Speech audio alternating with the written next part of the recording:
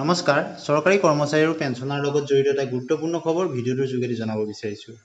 এখন official letter আপোনালোকে দেখিছে government of Assam administrative reforms training pension and public grievance ডিপাৰ্টমেণ্টৰ ফালৰ পৰা প্ৰকাশ পাইছে আৰু লিখিছে বিষয়বস্তুটো হৈছে inclusion of penalty provision for delay in pension processing, অৰ্থাৎ কৰ্মচাৰীসকল অৱসৰ গ্ৰহণৰ পিছত তেওঁলোকৰ যদি পেঞ্চনত ক্ষেত্ৰত কৰ্মচাৰী অৱহেলাৰ কাৰণে তেওঁলোকৰ পলম হয় পেঞ্চন লাভ কৰাত, তেতিয়াহ'লে পেনাল্টিৰ সন্মুখীন হ'ব লাগিব। আৰু কিমান ধৰণৰ পেনাল্টি হ'ব লাগিব লিখিছে যে penalty shall be imposed on the heads of the officers, head of the অফিচাৰৰ ওপৰত পেনাল্টি কৰিব where pension cases are found to be unduly delayed, আৰু কোনো বিশেষ কাৰণ নোহোৱাকৈ যদি পলম কৰে in violation of the SOP's timeline prescribed vide OM number এটা দিছে, সেই নাম্বাৰ মতে ডেটেড 23/6/2003 ৰুল অনুসৰি আইডেণ্টিফিকেশ্যন অফ ডিলেড কেছেছ, আৰু ডিলেড কেছবিলাক তেওঁলোকে আইডেণ্টিফাই কৰিব।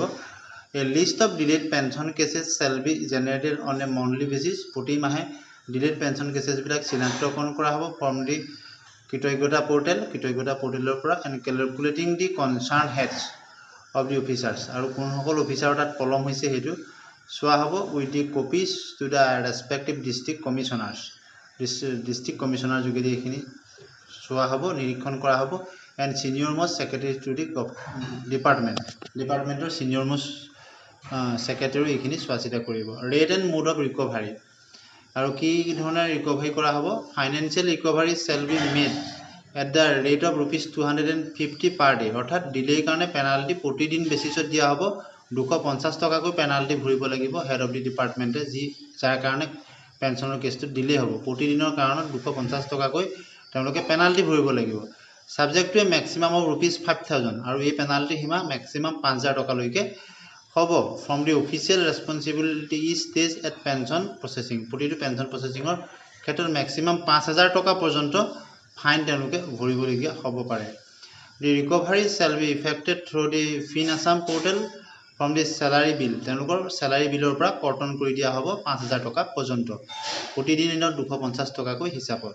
Responsibility to the DDOs, the drawing and disbursing officers DDOs shall ensure that the recovery are made as per this provision, DDOসকলে এইটো চাব লাগিব যাতে তেওঁলোকৰ পেনাল্টি অনুযায়ী তেওঁলোকৰ ৰিকভাৰীখিনি হয়, পেনাল্টিখিনি কৰ্তন কৰা হয়।